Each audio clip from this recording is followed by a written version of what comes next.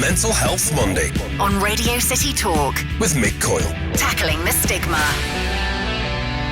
Radio City Talk. Welcome to Mental Health Monday. My name is Mick Coyle. We're here to talk about mental health. We do it on the radio every single Monday, and we've got some more great guests lined up for you, both this week and upcoming weeks as well. We'll keep you right across that on social media too. You can follow us at Radio City Talk and the hashtag Mental Health Monday. We've got an event which is coming up this coming Tuesday, as in tomorrow, as we do the show live, at the Brink, which is a bar which is set up in Liverpool, and it does some incredible work and has been doing for a number of years now. It's all about addiction, and addiction awareness is something we're going to touch on as part of this week's show. Instantly you think addiction, you presume what, drink or drugs, maybe gambling, maybe sex addiction. We hear about that. Occasionally we hear things about mobile phone addiction, video game addiction as well. We'll touch on all those things and some of the definitions around it too. Let's welcome to the studio Carl Bell and David Barnicle from the Brink. Carl, David, great to see you both. Thank you for your time. Good afternoon. And we've also got June Byrom with us, who's the lead practitioner at SHARP, Self-Help Addiction Recovery Programme at Action on Addiction.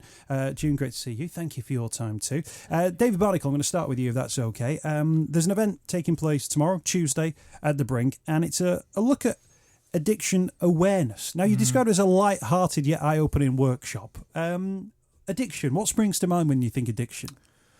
Well, due to my 5-6 years in that kind of environment, addiction to me, as soon as you say the word, it's more of a subtle thing. It's like a spectrum of behaviour that can involve, anything which can become quite problematic but difficult to curb, if you know what I mean. So you've obviously got hard drink and drugs, but you've got a lot of, you've got caffeine and sugar and people's relationships to food and, people's relationships to other people.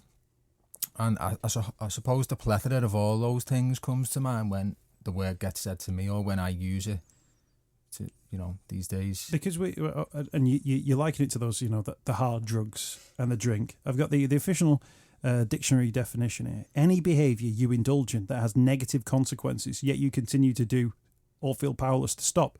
Now, Carl, you could throw into the mix there relationships that people find themselves in, work-life balance that they've not been able to get right, but you can't really seem to do anything about.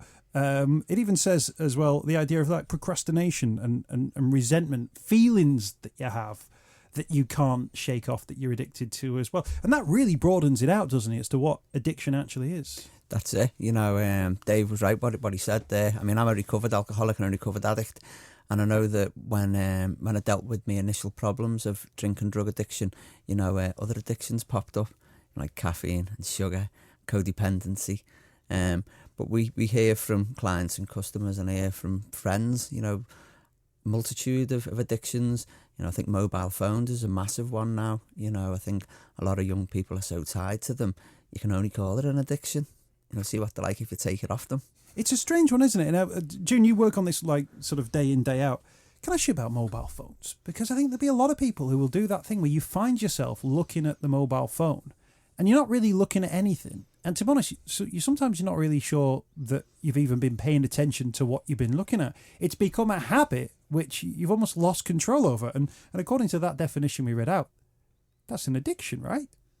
Well, I mean, I suppose it depends on how severe the consequences are. It's certainly an habitual way of behaving. But addiction is a lot more severe than that, in that it will create consequences in all areas of your life, to the point where your work, your relationships, everything in your life becomes small and the addiction becomes larger. I suppose with mobile phones, that's not necessarily the case. I mean, people are still able to function with their lives, but it's definitely a repetitive, compulsive pattern of behaviour that can consume people, I suppose if you look at it in one way, it does get in the way of your relationships, because often people are sitting around the dinner table or, at home, kids are upstairs in their bedrooms on social media, and you're not actually interacting with other human beings, so the quality of your relationships can be affected. So in that respect, yeah, it's definitely an addiction. In terms of people who come to see you at Action on Addiction, what are those addictions which are the most prominent still now in 2019? What are the most prominent addictions that people are dealing with in their lives? The most prominent addictions now, certainly that I deal with in our treatment centre, are chemical addictions. It's alcohol, and I don't see people will see that as a serious chemical to become addicted to because it's socially acceptable, but it's a very dangerous drug. So alcohol, yeah, is definitely one of them.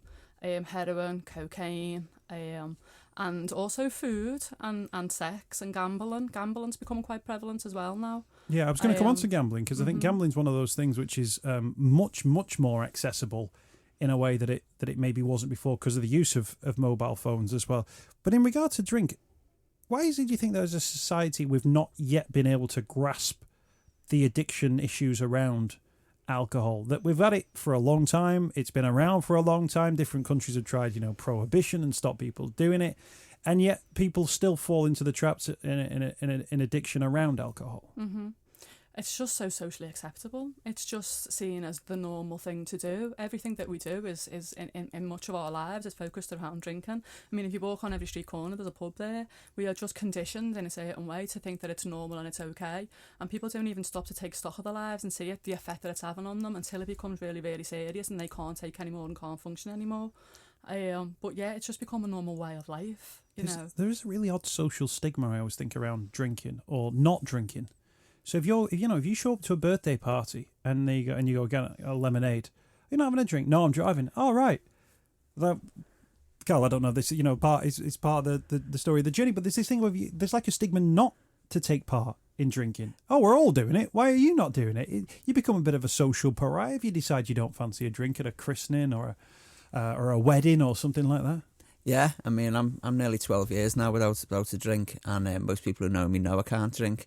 Because I turn into a raving lunatic, to be honest. So I don't drink, because of that. But whenever I meet new people, definitely, or I go to parties or do's where people don't know me, I'm safe today to go into environments where there's a lot of drink, and it doesn't affect me. But people still think that you're the strange one because you don't drink. I mean, to be honest, when I grew up, my dad used to tell me, don't trust anyone who doesn't drink. And that's something I used to believe, in my teens and my 20s and my 30s, that if someone didn't drink, don't trust them. But it's just wrong thinking, isn't it? Parents pass on some strange advice or like throw away bits of advice with it, but he won't necessarily take it seriously. Can I ask you about the feelings? We look at definitions of addiction, sort of that period of time, more than a decade away from drink for yourself. Can you still remember those feelings, the feelings of addiction of I've got to get my next drink. I've got to have that feeling that drink provides to me. Yeah, I can. I remember it vividly. It's part of what keeps me sober and keeps me driven to lead the life that I lead today. I registered as an addict in the 80s. I was a heroin addict then, and what I was given was registered at the DDU and given a methadone script for 7 years, and I was never offered abstinence-based recovery, which is what we try and offer at the Brink and what Action on Addiction offers, abstinence-based recovery, but to do that, you've got to deal with what's wrong with you. When people stop drinking and stop taking drugs, there's something within them, that keeps driving them to get some ease and comfort that they don't have within themselves, and that's part of what treatment is. To help people deal with and process the things that have gone on in their lives or the things that they think, But yeah, I remember, and I hated it. I hated being dependent. I hated being heroin dependent. I hated being alcohol dependent when I finished. I hated it, having to do things that I wouldn't normally do to get money or to get drink or to get drugs. It's a horrible way of being, particularly when they stop working, which is what happened in my case. They stopped making me feel okay. So I was just continually driven on to drink and use more and to feel worse and worse. What was that, or what does it feel like, that pull, that pull to drink? What is that feeling? What is the feeling of that addiction? Well, it's just an overwhelming compulsion that you can't deny. You can't deny it on your own. The way I look on it is when I was drinking and using on my own, I was powerless. I didn't have enough power not to drink or to start using. And then once it started, I'd be off. For me, it was always the first one that got me. And once I had the first one, I was off and running. So I needed help in not taking that first one and not starting. And then trying to deal with what was wrong with me internally, instead of trying to fix externally. And what happens, or what's that voice like? The voice where there'll be a lot of people who just might go out for a drink and they might have 2 or 3 drinks, but they know maybe they're up the next morning or something like that. So they'll go, oh, better not. And they'll go home and go to bed. jump in the shower the next morning, and they'll think, okay, good job I didn't have any more than that. What's that like in terms of how strong is that voice, do you think, in an addict? Or is that does that voice disappear, or is that a voice you can choose to ignore, or a voice that you're sort of like powerless to heed advice from? It's different for different people. I know some people who say they could socially drink when they first started drinking. I never could. I could never choose to go out and drink for a couple of hours, or just spend £5 or £10, or to have 2 or 3 or 4 pints. For me, as soon as I started, I'd have this overwhelming compulsion where I'd want to continue. I know it's not the same for everyone, but that's the way it was for me. It was just an overwhelming compulsion to carry on. June, that's absolutely fascinating from sort of Carl's testimony there of what he's experienced, and that idea that the addiction isn't just you and the chemical, or you and the whatever it is. There's something else that means you're drawn to the addiction. So just going, well, just stop drinking then, or stop taking drugs. It doesn't work, because there's something in the mind which is drawing you to something. And from what Carl suggested there, it could be drink, it could be drugs, it could be caffeine, it could be other things as well.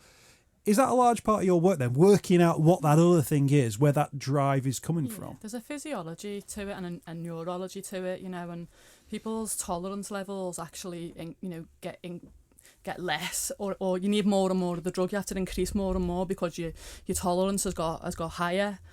So people are drinking more and more, and then as they stop drinking, that drive to carry on drinking or use them becomes stronger, because they need to get the same fix again, and your body eventually becomes dependent on it, and then the neural pathways in the brain are set up to kind of just keep using to the point where your physiology, physically, you can't take it anymore.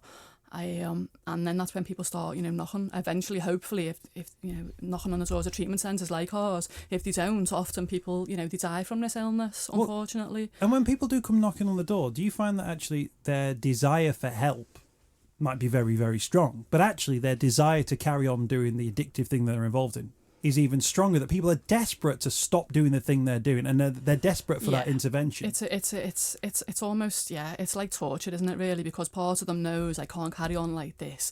My life's in ruins. Physically, I'm mentally, I'm battered, and I want to find a way out. But at the same time, the neural pathways, the physiology, they're thinking, everything is geared now, to getting that fix, to getting that drug. It's a difficult thing to work with, is the ambivalence that people suffer with when they come into a treatment centre.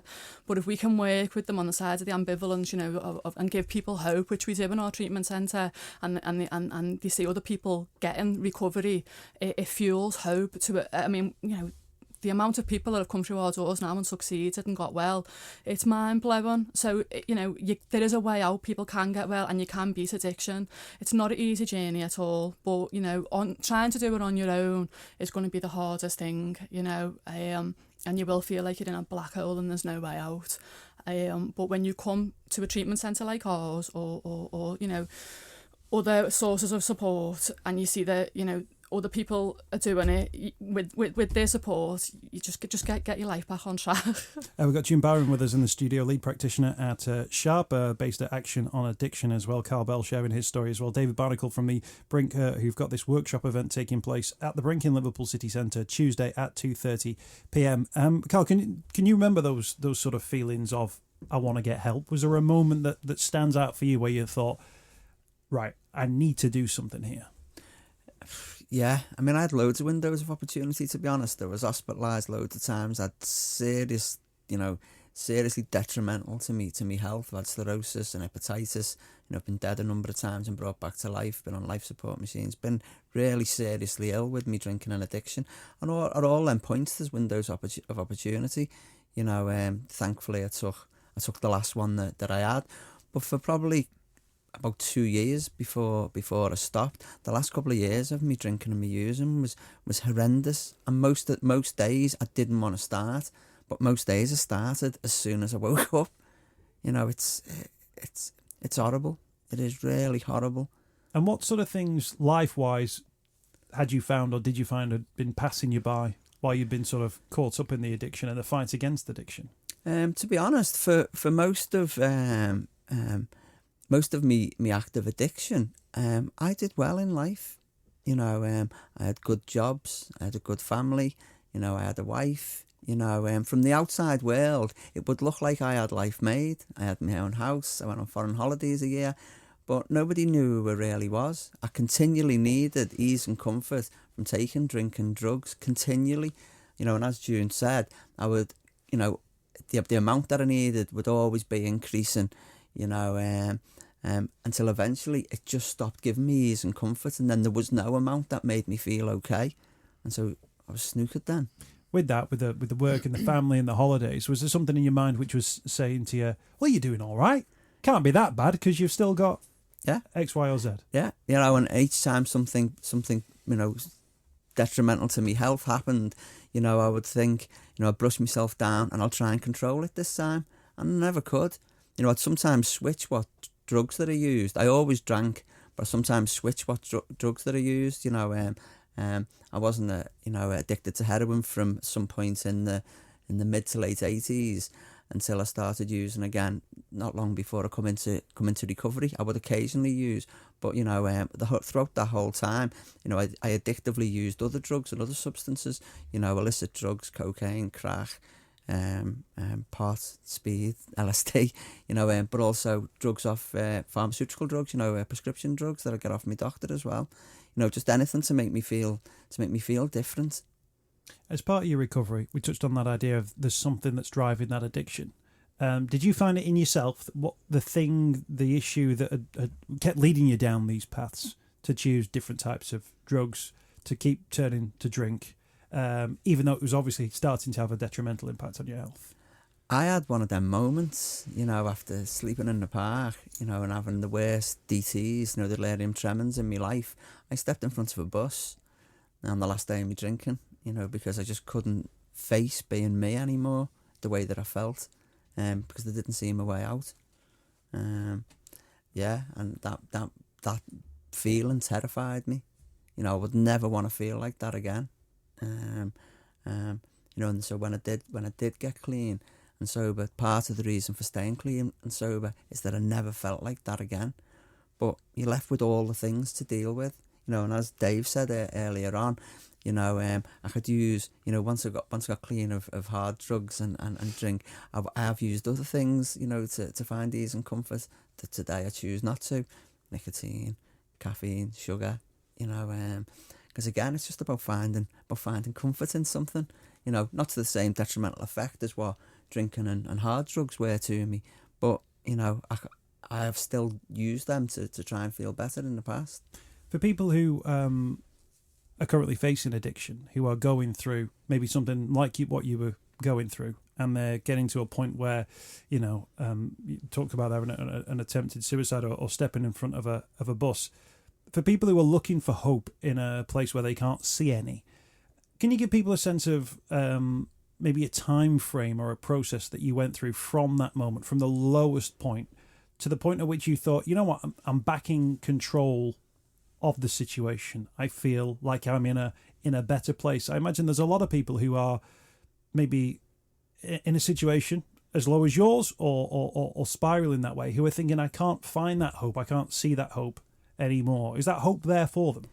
It's different for everyone. You know, for some people, they may come to the brink of change and find it in days or weeks. They may find it when they go into the treatment centre. They may find it there. You know, I only started feeling safe when my obsession left me, and my obsession didn't leave me for 8 months, so I didn't feel safe. That was just my own journey. But you know, everyone's is different. You know, but there is no hopeless cases. Everyone can stop. You know, recovery is there. You know, from what I know is that, you know, you can't do it on your own though. This is the event taking place on Tuesday. Then there's an event in London on Wednesday. Can you give a mention to this one as well? This is the Duchess of Cambridge. Princess Kate, yeah. She's doing a big event on behalf of Action on Addiction, as she is the patron. So a couple of people from up these ways are actually going down there to speak of their experiences in amongst a lots of important people and, you know, people within the organisation and further afield, with Kate present. That's Kate. I always call her Kate Middleton still. Yeah. She was there to open the Brink. Well, she came on Valentine's Day 2012. We opened in September 2011, but she came down in the February in 2012 to give the Brink and Action on Addiction her patronage. Yeah, and she's at the gala dinner to celebrate the first Addiction Awareness Week. So she's going to be at the gala dinner tomorrow night Wednesday night in London. And some of the team going down there as well. We hope they have a good night as well and continue to spread the great work that goes on in the Brink in Liverpool. Dave, this event on Tuesday, we've touched on Carl's journey. Can we touch on some of the wider issues around sort of behaviours, food, sex, sugar, caffeine, technology? Are these more 21st century addictions, do you think? Yeah, and maybe, as we sort of discussed in the off-break, I mean, there can be different words. I think we need a bit more of a vocabulary around addiction because, a lesser form of addiction, if you like, which might apply to more of the subsidiary behaviours you've just mentioned, could be the word craving. Craving could be seen as like on the same kind of spectrum of behaviour as addiction. As my obsession or compulsion. Yeah, there's obsession and compulsion. I mean, maybe if people are more comfortable with the definition of addiction, that it's something where life simply becomes more, unmanageable, and that thing that which they are addicted to is number one, then that's okay. So maybe that's why these kind of events and conversations are good to have, because then we can establish more vocabulary around behaviours that still mirror the exact same pattern as addiction. Maybe the fallout isn't as bad, but all of the blocks still fall into the same places, and they all come from the same thing that Carl was talking about before, which was the lack of ease and comfort in the self, which produces that behaviour. Now, the outcomes of that behaviour might not be as extreme as alcohol addiction or heroin addiction, but they're coming from something which applies to lots of human beings, which, you start getting into the thing of like human condition. Now, here's a question then. Let's throw this at the expert, June. Carl obviously setting out sort of the issues that he faced, that people might associate with being sort of all-encompassing addictions in related to drink and drugs. But actually, is there an argument that might say, along that spectrum that David's talking about there, that you might have almost like a cumulative effect of other maybe substances? It might be caffeine, it might be sugar. You might also have issues with maybe sex addiction, food, gambling, technology, compulsions around work as well. That actually, if we talk about damaging, the cumulative impact of all of those little things might also have a hugely negative impact on someone's life. But it might not be just one thing. It might be a series of things. Absolutely. I mean, I think what Dave's saying as well is let's not get dogmatic about what addiction is and just see it as either, someone hitting up with needles or your alcoholic and sitting on the street corner, with a brown paper bag. It is broader within society, and lots of people suffer with these ways of behaving. And if people can see that it is more broad and that it is a human condition, if you like, then we might not be so apt to stigmatise or judge people that have gone to the extremes in terms of sitting in the gutter with the brown paper bag.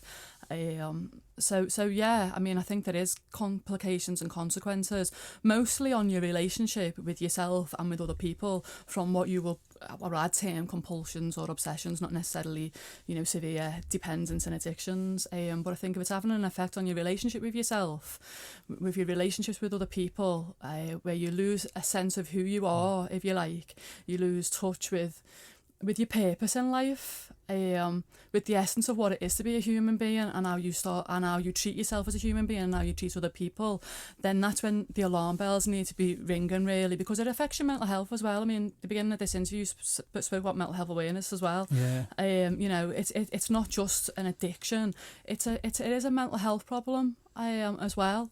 So I think people have to be mindful of whether it's affecting your mental health as well, whether you're becoming depressed or anxious. What is it that you're medicating in yourself? I mean, there are some theories and philosophies that say you're medicating a deep spiritual emptiness within yourself as well, and that as human beings we've all started to disconnect from what our essence is to be on this planet, and we can get a lot deeper with that, and in our treatment centre sometimes we do. But yeah, I think across humanity, if it was to go that broad, we're all affected by it in some way, and we're all affected by it in technology and, you know, phones and stuff, what you were talking about before. We're losing our sense of who we are as human beings. But I think that comes up, and, you know, if anything, I've learned anything in the 100 now, however many episodes we've done of this show, that there is a sense of that in 2019, that we've lost an essence of what it is that we're doing, and we think, or we're told, that it's the new phone, or it's the new car, or it's having a great job, or it's having a great house.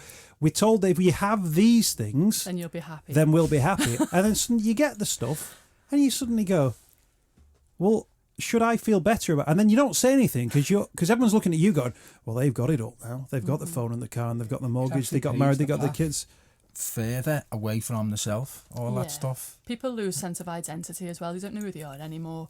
But it does go to a deeper core level of who we are as human beings, and what are we here to do with our lives? Is it just to have the car, you know, the white picket fence, you know, the new phone, the nicest outfits or whatever, or is it something else? Are we here to live out some sort of purpose and find out who we are as human beings? And that's the weird thing as well, that we, you know, it's, you then have experiences, and then you realise, don't you? You know, the day you left your phone at home and you didn't think about it and you thought it was great, and then you went for a picnic in the park with your family and you just kicked a ball around or played whatever, and you thought, what an amazing day doing it. Or the time you just went for a walk and we watched a beautiful sunset and you thought, oh, isn't this wonderful? And you weren't thinking about whether or not you had paid your rent that week, and you weren't.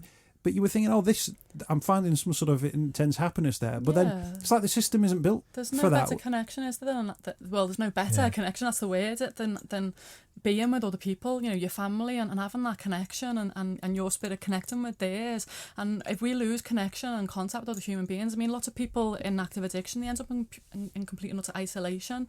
And that connection is something that can help you to get back on track. But it's learning. You've lost a sense in active addiction of how you do that.